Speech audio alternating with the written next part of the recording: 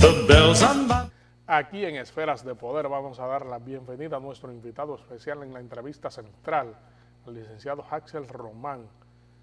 coordinador general de la Red Latinoamericana de Jóvenes por la Democracia. Muchísimas gracias por el gran honor de estar con nosotros aquí en Esferas de Poder. No, desde luego, muchísimas gracias para usted que me ha invitado a este programa que de por sí traza agenda en gran medida dentro de lo que son los temas políticos a nivel local y a nivel regional, y desde luego agradeciendo a esa audiencia que nos concede el honor de sintonizar esta conversación que vamos a tener.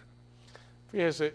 la presión y la tensión migratoria parece que es el eje denominador a nivel geopolítico, a nivel de la aldea global. En la República Dominicana tenemos presente esa situación todos los días, pero sin embargo vemos que en los Estados Unidos se intensifica ahora a propósito de la caravana que se realiza desde el Istmo con gente de Guatemala, Honduras, Nicaragua y otras naciones centroamericanas, otros ciudadanos centroamericanos que buscan llegar a los Estados Unidos huyéndole, según sus argumentos, a la situación de inseguridad que se vive allí. Los Estados Unidos ha tenido que redoblar su vigilancia y enfrentar ciudadanos que buscan penetrar hacia su territorio a través de la frontera con Tijuana en México. ¿Cuál es su radiografía acerca de esta situación actual? Sí, bueno, hay un hecho innegable, es que el Triángulo Norte centroamericano, compuesto por Honduras, Guatemala y El Salvador, es la subregión más violenta del mundo fuera de guerra. Las tasas de muertes violentas por cada 100.000 personas en esos países superan en gran medida lo que se considera epidemia. Epidemia es aquella que supera las 11 muertes por cada 100.000 personas. Y para ponerlo en contexto, hace 2 años El Salvador había llegado a 105 muertes violentas por cada 100.000, el país más violento del mundo fuera de guerra, vuelvo y resalto. Y Honduras, que anteriormente era el más violento del mundo, logró disminuir levemente hasta quedar en el segundo. Yo siempre resalto mi primera visita a San Pedro Sula, que llegó a ser la capital de homicidios en todo el mundo, y uno veía las funerarias que establecían ofertas de 2 por 1 para los funerales y demás. Era una situación que, si bien ha logrado disminuir en cierta medida, sigue siendo desesperante. Entonces, cuando a eso le sumamos el hecho de que son países que desde luego no han alcanzado niveles de desarrollo, son países que tienen una renta per cápita que se ha mantenido en cierta medida estancada, entonces al eso sumarle la situación política que viven algunos de ellos, comenzando por Honduras, que pasó por una situación de crisis constitucional en el año 2009, como lo fue la caída de Manuel Zelaya, que disparó la violencia, y ahora mismo los cuestionamientos hacia el presidente Juan Orlando Hernández, que se religió de manera no muy clara en noviembre del año pasado. Yo estuve ahí participando como observador en tales elecciones, y si bien no puedo decir que hubo dolo en la participación del oficialismo, lo cierto es que no fue muy claro el resultado. Entonces, cuando le agregamos esa chispa a una situación ya convulsa,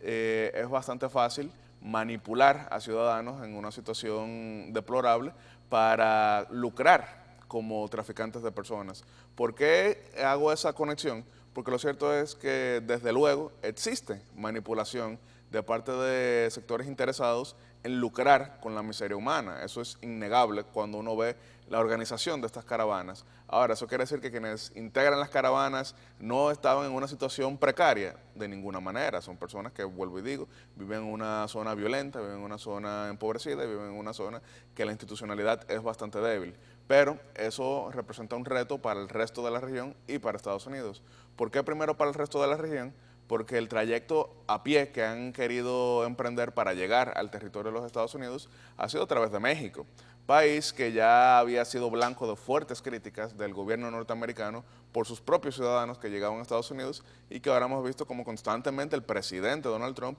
le llama la atención al gobierno mexicano diciendo que debe ser inteligente e impedir que estas personas crucen la frontera hacia Estados Unidos. Pero lo que terminamos viendo fueron espectáculos bastante deplorables desde distintos sectores que estaban cuando comenzando por la violencia en la frontera sur norteamericana, aquella de Tijuana con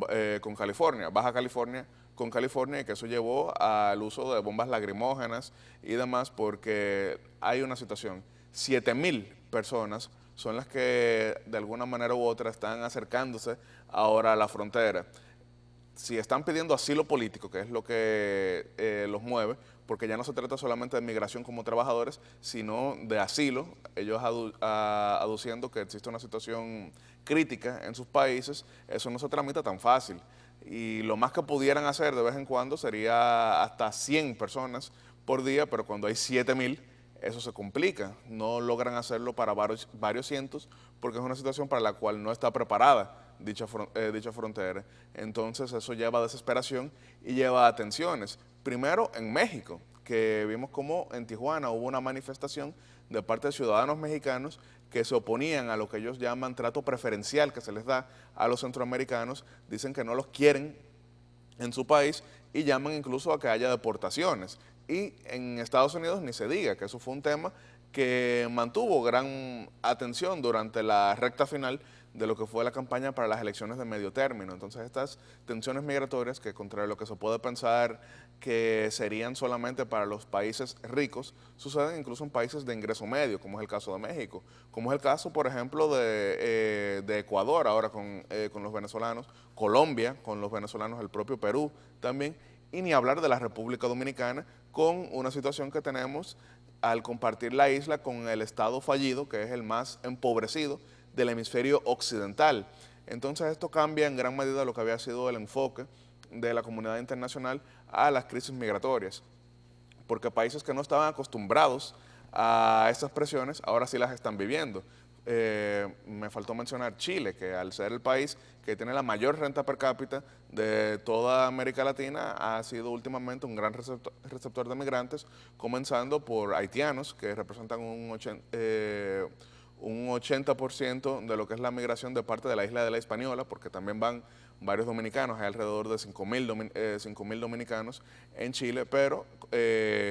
los haitianos representan ya 80,000 y desde luego también venezolanos hacia allá. Entonces eso ha cambiado el debate al punto de que ya la crítica que se hacía hacia República Dominicana, como casi con apartheid, como si fuera un Estado nacional socialista, se ha moderado y ya lo que se buscan son soluciones que anteriormente encontraban como que la problemática haitiana era exclusiva de la República Dominicana y ya no lo es. Y se pensaba también que la problemática del Triángulo Norte Centroamericano era exclusiva de esos países, pero ya notan que se ha trasladado a México y a Estados Unidos, y desde luego la problemática venezolana, que se veía como algo meramente de los venezolanos, ya se ha convertido en un problema para toda la región, no solamente por los métodos totalitarios de aquel gobierno, la naturaleza extremista de aquel gobierno, sino también por el éxodo que ha golpeado a varias economías. En la agenda nacional vuelve a aflorar el tema del muro en la frontera como una forma de controlar el flujo migratorio. Y a propósito de la situación que se origina en Haití, la convulsión institucional y política que vive esa nación,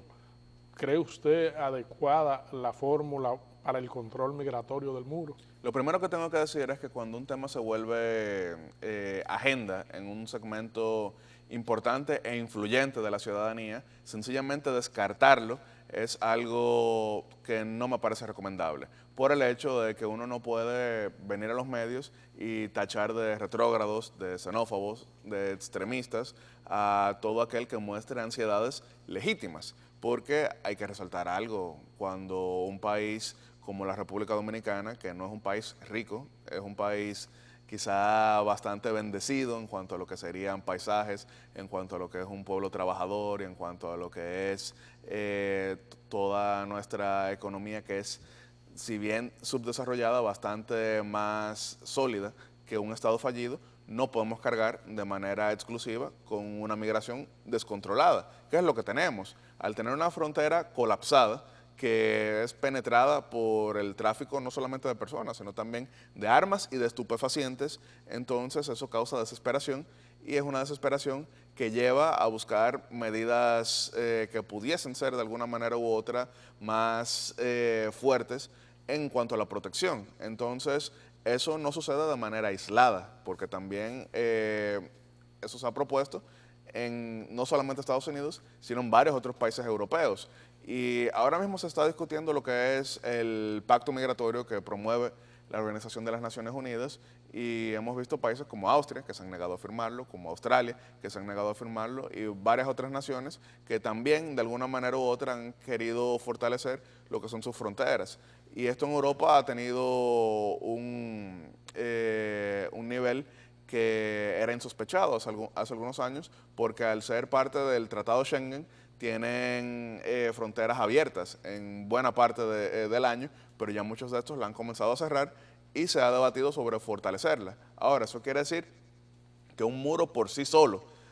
derrotaría esa situación del crimen organizado que permea la isla de ninguna manera, pero lo que sí hay que tomar en cuenta es que cualquier medida que se pueda tomar para fortalecer el territorio dominicano, que sigue siendo violado no solamente por la migración haitiana, sino, vuelvo y resalto, por estos sectores que se aprovechan de tal debilidad para lucrar con una situación caótica. Entonces esas medidas deben tomarse. Estructuras físicas, desde luego, van a hacer falta. Estructura militar, desde luego, va a hacer falta. Reforma para una profilaxis de quienes actúan en la frontera desde las autoridades dominicanas, necesaria e urgente. Y también, desde luego, lo que sería una reforma para dotarlos de mayores recursos, pero recursos dentro de lo que sería la responsabilidad fiscal. ¿Por qué digo dentro de la responsabilidad fiscal? Porque sería muy demagógico sencillamente decir que le aumentaremos toda la necesidad de recursos sin uno explicar de dónde eso vendría. Pero ¿cómo se harían esas reformas para financiar la frontera? Hay bastantes medidas de reordenamiento del gasto que pudieran dedicarse para ello, desde luego comenzando por una reducción del populismo clientelar que actúa en otras partes del Estado. Actualmente lo que recibe, por ejemplo, el CEFRONT, que tiene la misión de proteger la frontera, es sencillamente unos 200 millones de pesos, que puede sonar mucho como una cifra para lo que sería una persona, una familia, una empresa, pero para la frontera eso es completamente risible, al punto de que el metro, su seguridad, recibe mayores aportes de lo que recibe el CEFRONT. Entonces, desde luego, estamos hablando de que el dinero está, pero es dedicado de manera errónea. Y vuelvo y resalto, no se puede sencillamente tachar esas ansiedades, porque si el pueblo dominicano escucha que sus élites, que sus dirigentes, que sus cúpulas, que sus representantes, que sus ejecutivos sencillamente ignoran de manera indolente tales preocupaciones, entonces ese es el terreno fértil para el extremismo, como ha pasado en Europa. La semana pasada hubo una entrevista con Hillary Clinton en el periódico The Guardian de Reino Unido, y esa entrevista le preguntaba a ella sobre las ansiedades migratorias precisamente, y ella decía que si los sectores de la centroizquierda, que es a quienes ella le habla como representante del progresismo norteamericano, seguían ignorando el tema migratorio, iban a ser condenados a la marginación política, iban a ser condenados al hundimiento de su propuesta, porque tenían que verdaderamente presentarle una propuesta a la gente en torno a lo que son sus preocupaciones. Uno no puede hablarle a los demás de lo que uno quisiera solamente, tiene que hablarle de lo que son sus verdaderas preocupaciones. Y lo cierto es que así como para buena parte de Europa la migración es un tema de preocupación, para la República Dominicana es el principal tema de preocupación el hecho de que tenemos a un Estado fallido en la isla. Vamos a solicitar su anuencia para hacer una pausa aquí en Esferas de Poder, y en breve regresamos con esta interesantísima comparecencia con el licenciado Haxel Román,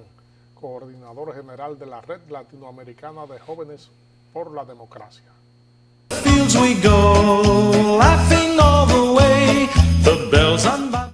Estamos conversando aquí en Esferas de Poder con el licenciado Haxel Román, coordinador general de la Red Latinoamericana de Jóvenes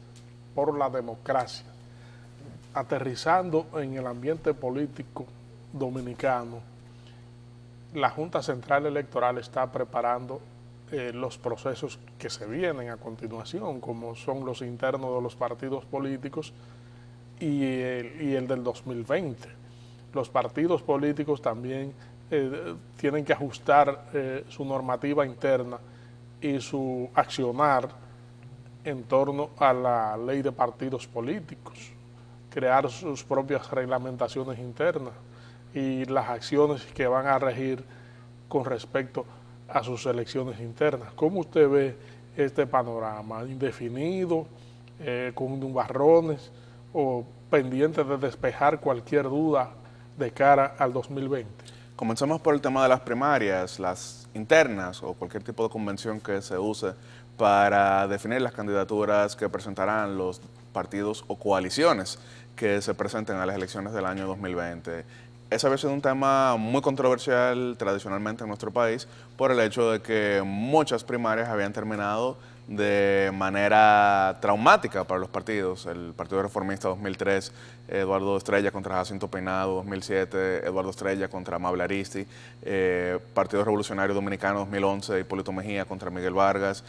Partido de la Liberación Dominicana 2007, Leonel Fernández contra Danilo Medina. Entonces, por esa situación, la ley de partidos políticos, lamentablemente, digo que lamentable, se enfocó la discusión a nivel público casi que exclusivamente en las primarias. ¿Y por qué digo lamentable? Porque creo que había muchos otros temas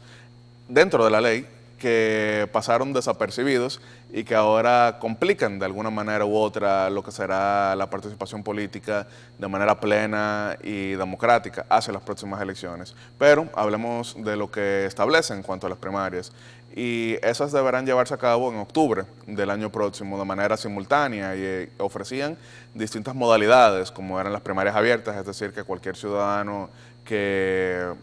saliese en el padrón de la Junta Central Electoral podía votar en el partido que convoque esta modalidad, que hasta ahora han sido el de la Liberación Dominicana y el Revolucionario Dominicano, o las cerradas, que serían únicamente con el padrón interno de cada organización. Eso lo ha escogido el Partido Revolucionario Moderno, o también lo que serían las asambleas, que fue la que escogió el Partido Reformista Social Cristiano. Las demás,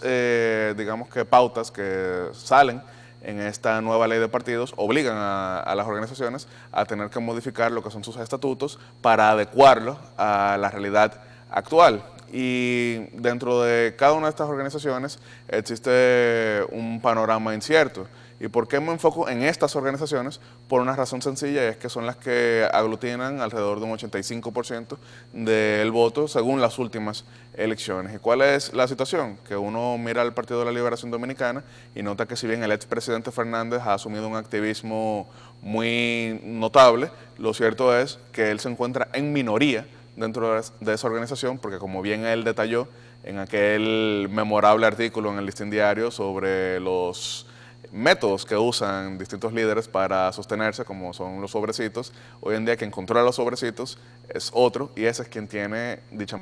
mayoría. Me refiero desde luego al presidente Medina, quien dijo en una entrevista recientemente que sería hasta marzo que definiría el tema de la reelección. Eso quiere decir que todo activismo que se lleva a cabo en el PLD actualmente queda supeditado a la decisión de quien hoy en día ostenta dicha mayoría. Y eso lo mismo aplica para los demás precandidatos, que incluso han querido alinearse con lo que sería cada una de las facciones, principalmente la oficialista. El Partido Revolucionario Dominicano es un partido que hoy día forma parte del gobierno, tiene representación en el gabinete con el Ministerio de Relaciones Exteriores y el Ministerio de la Mujer, y este ha anunciado sus primarias abiertas y que iría de manera independiente a las elecciones del año 2020. Pero eso lleva a ciertos cuestionamientos, porque hay quienes dirían que estando tan cómodos en el gobierno hay poco incentivo para llevar una candidatura presidencial de manera independiente. El Partido Revolucionario Moderno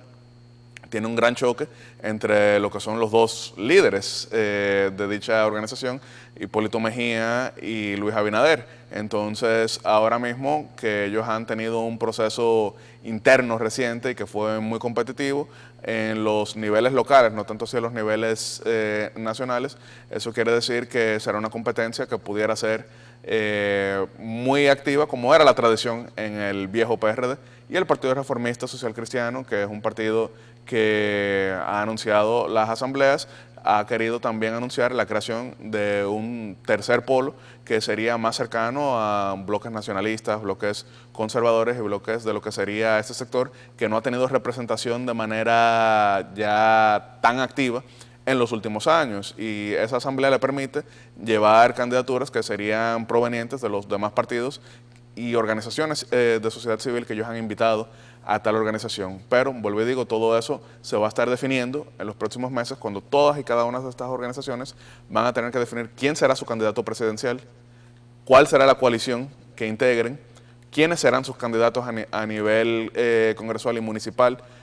Pongo énfasis en municipal porque hasta ahora la Constitución dominicana establece que habrá elecciones municipales en febrero del año 2020. Eso quiere decir que tendrían que acelerar el proceso municipal, que pudiera complicarse por el hecho de que existe una ley de voto preferencial que manda a que los concejales, es decir, los regidores, tengan que ser electos por el voto preferencial, es decir, marcando sus caras. Eso cambia la dinámica histórica dominicana, que ha sido por lista cerrada, pero hay algo que yo quiero resaltar, y es que sea cual sea el panorama en cada uno de estos partidos, la realidad es que República Dominicana llega a un fin de ciclo y apertura de otra. ¿Por qué hablo de fin de ciclo y fin de etapa también? Por una situación, y es que la manera en que se ha hecho política en nuestro país del 96 a la fecha ya llega a su fin. Ya buena parte de los ciudadanos no van a tener ese mismo compromiso con lo que eran los viejos partidos que atraían votantes por su color, por su himno, por su historia, por sus siglas. Ya hemos visto identificaciones que son distintas y que más personas se identifican con lo que son causas. Por ejemplo, hablamos en el bloque anterior de lo que son las causas nacionalistas, pero existen también quienes se identifican por las causas a nivel económico, personas que creen, por ejemplo, en un rechazo al endeudamiento. Eso cada vez se va solidificando más en la opinión pública, pero también incluso personas que creen en temas sociales, personas que se oponen a ciertas agendas, personas que proponen otras agendas. Entonces, el sector político que quiera mantener relevancia en esta nueva etapa que inicia en el año 2020, serán sectores que entiendan que deben ya escuchar mucho más de lo que le hablan. Sectores que tienen que entender que la sociedad cambió y que es una sociedad que no puede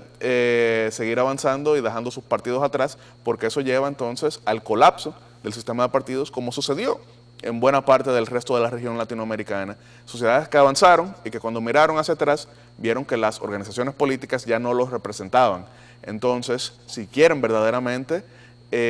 seguir participando, seguir representando y seguir siendo el artífice de lo que son las ideas políticas de distintos segmentos de la sociedad, tendrán que verdaderamente aperturarse, y no solamente aperturarse en el sentido de llevar candidaturas, que eso resulta bastante fácil, sino aperturarse en cuanto a lo que es la agenda, no solamente impuesta desde un organismo del partido, sino poniendo el oído en la ciudadanía. ¿Quiere esto decir que tendremos entonces electores conscientes y exigentes en las próximas coyunturas que se presenten? Ahora bien, con eso no quiero decir que desaparece el clientelismo, que desaparece el populismo, porque eso existe en todas partes del mundo. Siempre va a haber quienes piensan en un interés legítimo, pero personalista, y siempre va a haber quienes sencillamente no les interesa, pero con el auge de lo que es la era de la información, muchas personas más han tenido formación en cuanto a temas específicos y tienen intereses en base a temas específicos, en cuanto a agendas específicas. Eso no va a desaparecer el clientelismo, que siempre va a existir y siempre va a ser un reto para quienes actúan de manera institucional, pero sirve para disminuirlo, porque ya las maquinarias electorales no tienen esa facilidad. Incluso cuando vemos el resultado de algunos partidos que habían tenido fortaleza en torno a tales propuestas, ya eso se ha ido disminuyendo y hemos logrado mantener quizá representación regional en segmentos más empobrecidos de la sociedad, que son las principales víctimas del populismo clientelar, pero por lo menos en este creciente segmento urbano, porque hoy representa más de un 65% de la población que se encuentra en zonas urbanas, son personas que se encuentran más conscientes. Ahora, eso no quiere decir que por sí solos ellos van a estar buscando esas propuestas, por eso vuelvo y digo que tiene que ser que la dirigencia política, que la representación política se acerque a ellos y que les presente esas propuestas, porque ya por sí solo ya sencillamente por tener un color detrás, ya la gente no vota, y lo hemos visto incluso en el 2016, no en la gran medida que yo entiendo que va a estar presente en el 2020, sino por lo menos en lo que es el fraccionamiento del voto, que uno veía, por ejemplo, como en algunas provincias la candidatura presidencial del PLD lograba un 60%, pero entonces a nivel congresual lograba un 30, 40%, incluso perdía, porque la gente ya se aperturaba a otras propuestas, e incluso quienes ganaron en gran medida derrotando al oficialismo eran las candidaturas que más se diferenciaban de la propuesta oficial, porque eran candidaturas que presentaban una propuesta verdaderamente alternativa a lo que ha sido la norma en los últimos años. Lamentamos que el tiempo haya terminado con una conversación tan fructífera y orientadora como esta. Esferas de Poder tendrá que extenderle otra invitación para seguir profundizando. Para mí siempre es un gran honor estar aquí. Con otros temas que siempre son interesantes para la colectividad. Así que gracias a usted y a ustedes, amigos televidentes, por habernos acompañado en esta interesantísima comparecencia con el licenciado Haxel Román, coordinador general de la Red Latinoamericana de Jóvenes por la Democracia. En breve, Esfera Jurídica con la experta en Derecho Público, la doctora María Mercedes Gonzalo, aquí en Esferas de Poder. Dashing through the snow in a one-horse open sleigh,